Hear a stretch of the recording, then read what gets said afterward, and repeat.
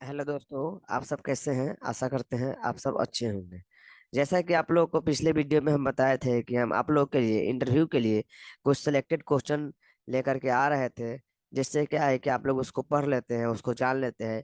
तो अगर आप कहीं एचएससी ऑफिसर के लिए इंटरव्यू देते हैं तो आपको काफी ज्यादा मददगार साबित होगा। तो दोस्तों, तो इसका वीडियो का जो है ऑलरेडी हम दो पार्ट बना चुके हैं, पार्ट 1 एंड पार्ट 2। इसका दोनों का लिंक इसके डिस्क्रिप्शन में आपको मिल जाएगा। फिर इसका हम जो है पार्ट 3 लेकर के आ गए हैं। आशा करते हैं ये भी वीडियो आपके लिए काफी हेल्पफुल होगा। तो चलिए दोस्तों, हम लोग स्टार्ट करते हैं। तो आपको जो है 20 क्वेश्चन ऑलरेडी हम बता चुके हैं। ये आपका जो है 20 नंबर क्वेश्चन है, 21 नंबर क्वेश्चन है। ठीक है दोस्तों, तो इसमें आपसे जो है पूछा जा सकता है, आप कहीं भी ऐसे कंपनी में जा रहे हैं जहाँ पे क्या है, जो हॉट वर्क ज्यादा होता है, जहाँ पे गर्मी वाले काम, गर्म काम ज्यादा होता है, जहाँ पे स्पार्क वगैरह आग लगने के जहाँ पे ज्यादा चांसेस है, तो वहां पे आपको ये क्वेश्चन पूछा जा सकता है। जैसे कोई मैन्युफैक्चरिंग इंडस्ट्री हो गया, कोई रिफाइनरी हो गया, कोई वेल्डिंग एक्टिविटी जहाँ पे हो रहा है वहां पे। तो वहां पे आपसे पूछा जा सकता है व्हाट इज हट वर्क। आखिर ये हट वर्क जो है ये होता क्या है? तो हटवर्क का मतलब होता है गर्म कार्य। आप लोगों को पता होना चाहिए कि हटवर्क का मतलब होता है गर्म कार्य। तो दोस्तों, हम लोग गर्म कार्य किसे कहेंगे जी? तो चलिए बताते हैं गर्म कार्य किसे कहेंगे। एक मिनट दोस्तों, ध्यान देंगे।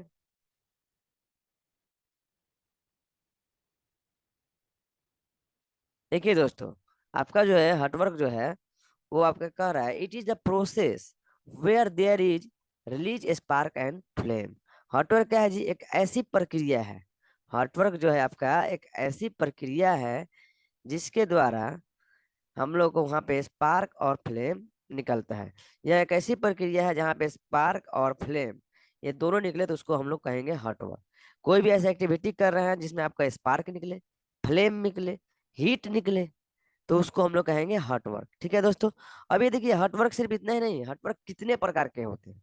ठीक है दोस्तों, तो आगे जो क्वेश्चन आपको कह रहा है, how many types of hot work, hot work कितने प्रकार के होते हैं, there are its hazard and precaution, और इसके खतरा और बचाव क्या क्या है। ठीक है दोस्तों, हॉट वर्क जो है कितने प्रकार के होते हैं और इसके बचाव क्या है, इसके खतरा क्या है। तो दोस्तों, आपका यहाँ पे देखिए कह रहा है there are two type of hot work. ठीक है, two type of hot work. अब क्या क्या कौन कौन होता है दोस्तों? तो देखिए ध्यान दीजिएगा। आपका कह रहा है फर्स्ट में जो है हेवी हॉट वर्क। आपका जो फर्स्ट वाला जो है वो है heavy hot work, heavy hot work. और सेकेंड वाला है लाइट हॉट वर्क।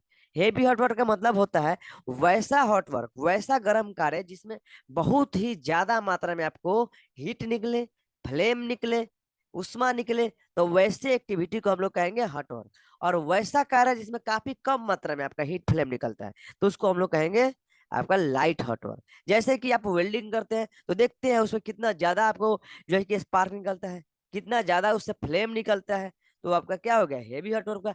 अब वैसे ही हम लोग गैस कटिंग करते हैं तो देखते हैं वहां पे हेवी फ्लेम निकलता है, तभी ना हमको लोहा, हम लोग लोहा को काट लेते हैं, तो वो भी आपका हेवी हॉट वर्क है। वैसे ही लाइट हॉट वर्क, जैसे आप देखिएगा किस चीज में ड्रिल कीजिएगा तो बस हीट होकर रह जाता है, उसमें स्पार्क वगैरह बहुत कम निकलता है, तो आपका लाइट वर्क हो गया। आप टीवी रेडियो मोबाइल बनवाने जाए होंगे तो वहां पे सोल्डरिंग करता है, वो भी गर्म कार्य है, लेकिन हमें काफी कम मात्रा में आपका हीट लाइट फ्लेम निकलता है, तो आपका क्या है जी, वो लाइट हॉट वर्क है। आगे हम लोग देखेंगे आपसे जो है इसका हैजार्ड क्या होता है, hazard of hot work. Hot work का आखिर हैजार्ड क्या होता है? तो दोस्तों, पहला जो है हॉट वर्क में आपका हैजार्ड हो सकता है वो होता है आई इफेक्ट हो सकता है। आई इफेक्ट का मतलब क्या है जी? आपके आंखों पे प्रभाव पड़ सकता है। ठीक है दोस्तों। दूसरा जो आपका प्रभाव पड़ सकता है hearing loss by cutting and grinding. अब देखिए, आप अगर हॉट वर्क कर रहे हैं और हॉट वर्क में आप कटिंग कर रहे हैं, ग्राइंडिंग कर रहे हैं, तो वहां पे आपको क्या हो सकता है, हियरिंग लॉसेस हो सकता है। अब देखिए, हम लोग जब कटिंग करते हैं, ग्राइंडिंग करते हैं, वेल्डिंग करते हैं, तो उसमें बहुत ज्यादा नॉइज निकलता है। देखिएगा आप वेल्डिंग गेट ग्रिल वगैरह वाला दुकान पे देखिएगा, वो लोग कटिंग ग्राइंडिंग करते रहते हैं, तो हमें बहुत हेवी नॉइज निकलता है। तो इसके वजह से आपको क्या हो सकता है जी, वहां पे परेशानी हो सकता है, आपको जो है सुनने की जो क्षमता है वो आपका खत्म हो सकता है। तो ये आपका दूसरा हजार हुआ। आगे आपका क्या हो सकता है जी? तो burn and fall from height. अब देखिए, आप ऊंचाई पे चढ़ के कोई हॉट वर्क कर रहे हैं, जैसे वेल्डिंग कर रहे हैं, कटिंग कर रहे हैं, तो उसके वजह से आपको जो है कि आप ऊंचाई से एक तो गिर सकते हैं। दूसरा चीज, जब ऊंचाई पे काम कीजिएगा तो आपका हाथ पैर इधर उधर जो रहेगा, आप स्टेबल नहीं रह पाइएगा। तो अगर आपका हाथ पैर इधर उधर टच करता है तो आपका हाथ पैर जल भी सकता है।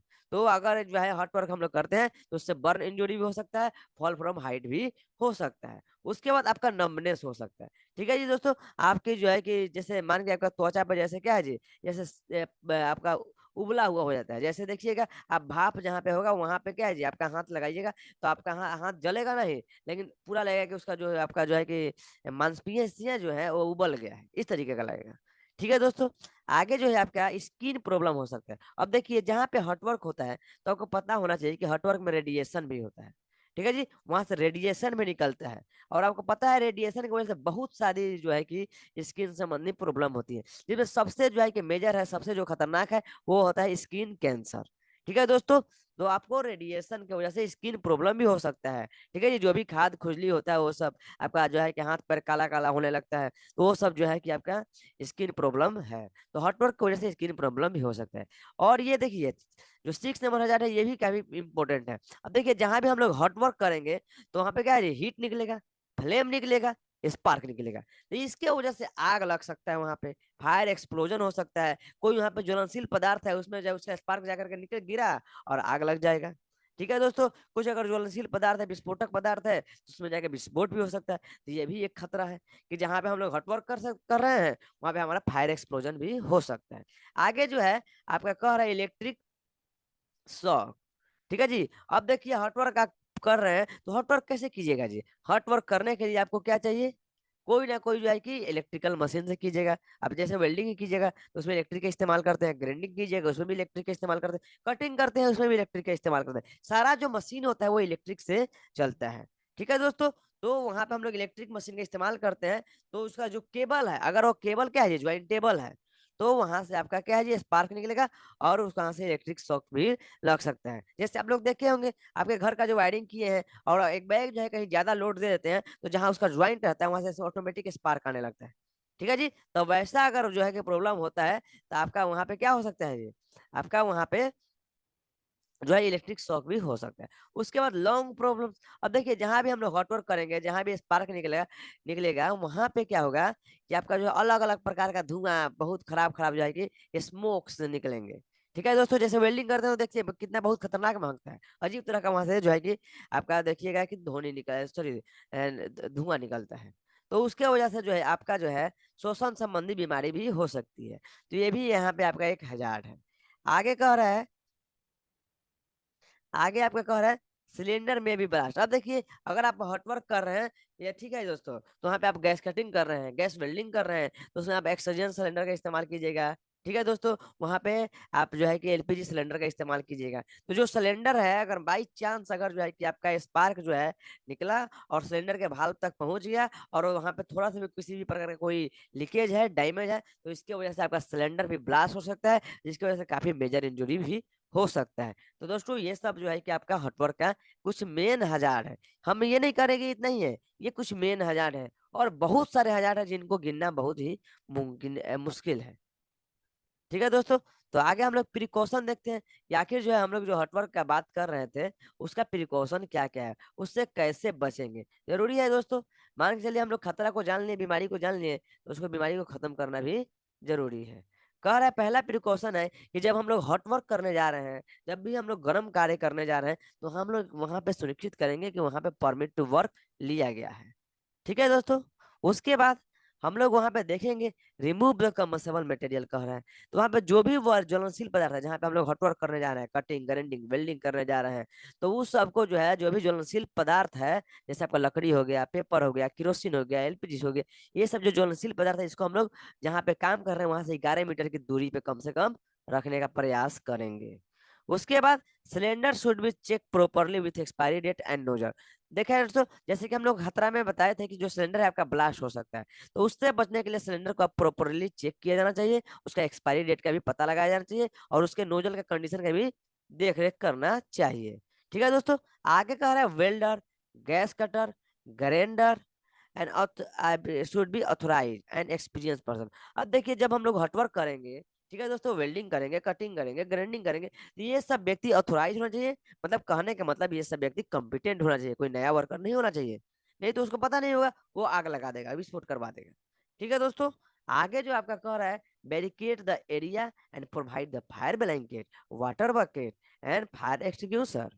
आपका जो है कि आप बचना चाहते हैं कि आपका जो है क्या हॉटवर्क से जो भी खतरा होने वाला है उससे बचना चाहते हैं, तो आपको जहाँ पे हॉटवर्क कर रहे हैं वहां पे क्या है जी, उस एरिया का घेराबंदी करना पड़ेगा। कैसे घेराबंदी कीजिएगा जी, तो फायर ब्लैंकेट से कीजिएगा, और वहां पे आप वाटर बैकेट का इस्तेमाल करेंगे, और वहां पे फायर एक्सटिंग्विशर का भी अरेंजमेंट करेंगे। तो आप वहां पे जो है कि हॉटवर्क के जो भी हजार्ड है उससे बच सकते हैं। उसके अलावा जो है आप फायर वॉचर भी रख सकते हैं, कि जो है कि जब आप काम करेंगे तो वो उसका देख रेख करेगा, कहीं भी अगर आग लगता है या फिर कुछ ऐसा संभावना बनता है तो उसको रोकने का वो काम करेगा। आगे जो है आप जो वर्कर है उसको प्रॉपर पीपीई दे सकते हैं। ठीक है जी जी। जैसे कि बताए थे कि वहां पे पिछले में हजार में ये जो है कि वहां पे क्या वर्कर का हाथ पैर जल सकता है, तो वर्कर जो है अगर बढ़िया जो है पर्याप्त मात्रा में पीपीई पहना रहता है तो उसका हाथ पैर जलने से बच सकता है। तो दोस्तों ये भी आपका क्या है जी, एक प्रिकॉशन है। आगे कह रहा है डोंट यूज ज्वाइंट केबल। अब आपको बताए थे कि इलेक्ट्रिक शॉक हो सकता है, कैसे जी, तो अगर उसको जब ज्वाइंट टेबल है, तो हम लोग जो है कि अगर देख रहे हैं कि जिस केबल में क्या है जी ज्वाइंट है या फिर ज्यादा ज्वाइंट है, तो वहां पे हम लोग उस केबल का इस्तेमाल नहीं करेंगे, ज्वाइंट टेबल केबल का इस्तेमाल नहीं करेंगे। और करेंगे तो ध्यान रखेंगे यहाँ पे कि जो हम लोग ज्वाइंट करेंगे वो इंडस्ट्रियल प्लग के थ्रू ही करेंगे, और वो एक ज्वाइंट से दूसरे ज्वाइंट के बीच का दूरी जो है कम से कम 15 मीटर होना चाहिए। आगे जो आपका कह रहा है, machine should be check expert person. अब देखिए, जो भी हम लोग मशीन का इस्तेमाल करेंगे, जैसे कि आपका वेल्डिंग मशीन हो गया, ग्राइंडिंग मशीन हो गया, वो एक्सपर्ट व्यक्ति के द्वारा चेक किया जाना चाहिए। ठीक है दोस्तों, तो ये आपका हो गया हैजार्ड है, सॉरी प्रिकॉशन। अभी हम लोग देखते हैं,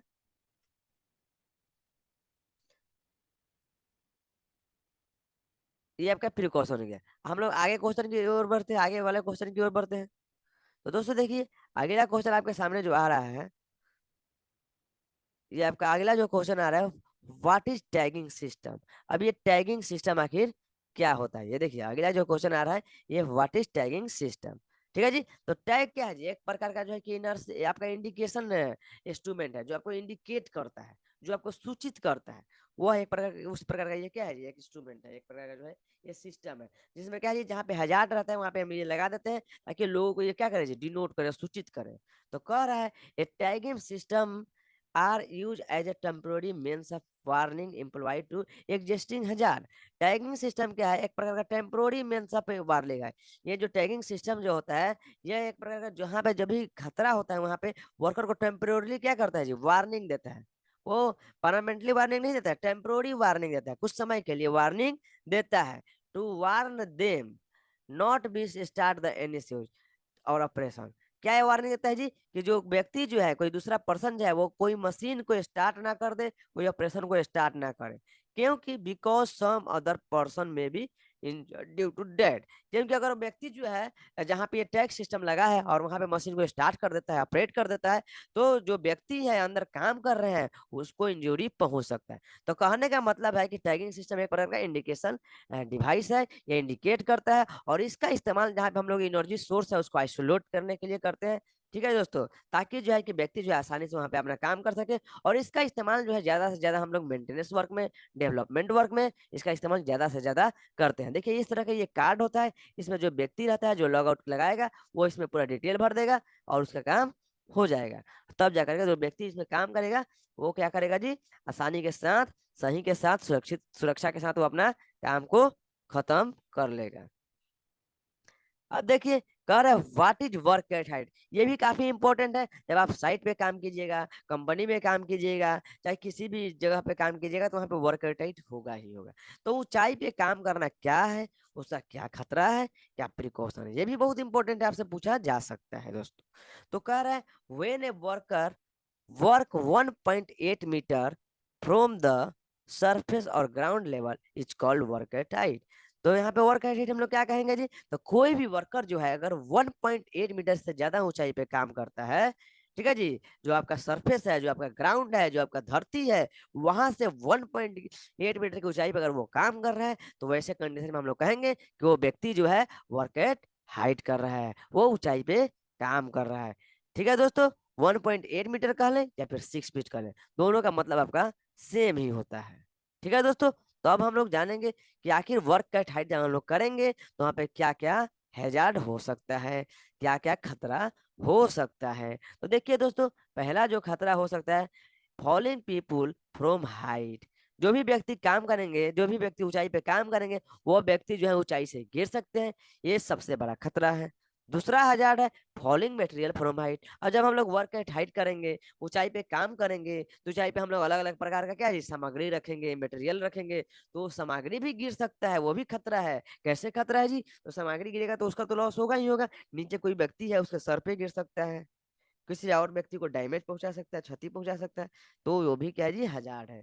following tools and equipment from height. अब देखिए, जब आप ऊंचाई पे काम करेंगे तो वहाँ पे कुछ औजार भी रखेंगे, कुछ उपकरण भी रखेंगे, तो वो भी ऊंचाई से गिर सकता है। उसके बाद आपका है स्कैफोल्डिंग कोलैप्स। अब मान के लिए जब ऊंचाई पे काम करेंगे तो वहाँ पे कैसे क्या काम करेंगे जो ऊंचाई पे, तो उसके लिए आप कोई ना कोई स्कैफोल्डिंग बनाएंगे, जिसको भोजपुरी में हम लोग भारा बोलते हैं, मचान बोलते हैं।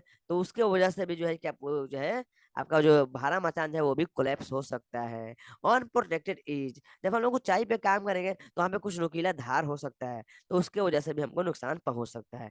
ये कुछ हुआ क्या जी, जब ऊंचाई पे काम करेंगे तो ये उसका कुछ हैजार्ड हुआ। अब देखिए, कुछ नेसेसरी हम लोग प्रिकॉशन को जान लेते हैं कि जब हम लोग ऊंचाई पे काम करेंगे तो क्या क्या प्रिकॉशन हमको लेना पड़ेगा। तो दोस्तों, पहला प्रिकॉशन है कि जब भी हम लोग ऊंचाई पे काम करने जाए तो हम लोग कोशिश करेंगे कि क्या जी, वर्क परमिट का हम लोग इस्तेमाल जरूर करें। ठीक है जी, तो पहला प्रिकॉशन हुआ है कि जब भी ऊंचाई पे काम करना हो तो वर्क परमिट वहां पे नेसेसरी होना चाहिए। दूसरा प्रिकॉशन है only experience person will be do work at height who has height pass. ठीक है जी, तो जब हम लोग वर्क एट हाइट कराना होगा तो वहां पे ओनली जो है एक्सपीरियंस पर्सन को ही लगाएंगे, कॉम्पिटेंट पर्सन को ही लगाएंगे, जिसके पास क्या है जी पहले से ऊंचाई पे काम करने का अनुभव हो, वैसे व्यक्ति को लगाएंगे। तो ये भी हमारा क्या जी बचाव का एक प्रकार का उपाय हो गया। आगे कह रहा है बैरिकेड द एरिया। आगे कह रहा है barricade the area for use proper. ठीक है जी, अब जो एरिया है जहाँ पे हॉटवर्क हो सॉरी ऊंचाई पे काम हो रहा है, उस एरिया का हम लोग बैरिकेड करेंगे और हम लोग वहाँ पे पीपीई का भी इस्तेमाल करेंगे। सेफ्टी लेट का भी हम लोग इंस्टॉलेशन करेंगे। देखिए दोस्तों, यहाँ पे कह रहा है हम लोग सेफ्टी लेट का भी इंस्टॉलेशन करेंगे। क्यों करेंगे जी? तो अगर कोई व्यक्ति ऊंचाई से गिरता है तो वो उस पर रुक जाए, ये भी क्या है जी बचाव का उपाय हो गया है। उसके बाद हम लोग लाइफ लाइन का भी इस्तेमाल करेंगे।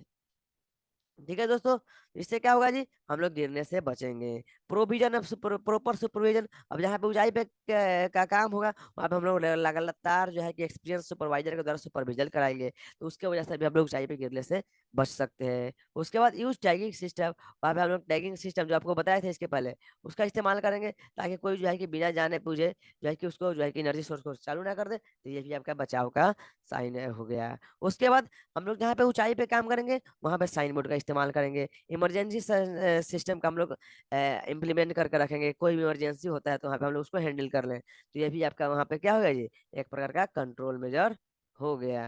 अब आगे क्वेश्चन की तरफ हम लोग बढ़ते हैं। तो दोस्तों, आगे आपसे क्वेश्चन जो पूछा जा सकता है वो क्वेश्चन पूछा जा सकता है। देखिए दोस्तों, एक मिनट दोस्तों, व्हाट इज सेफ्टी मीटिंग। आगे जो क्वेश्चन आपसे पूछा जा सकता है कि आखिर सेफ्टी मीटिंग क्या है, सुरक्षा मीटिंग क्या है। ठीक है दोस्तों, तो आप हम लोग जानते हैं कि सेफ्टी मीटिंग क्या है जी। तो जनरली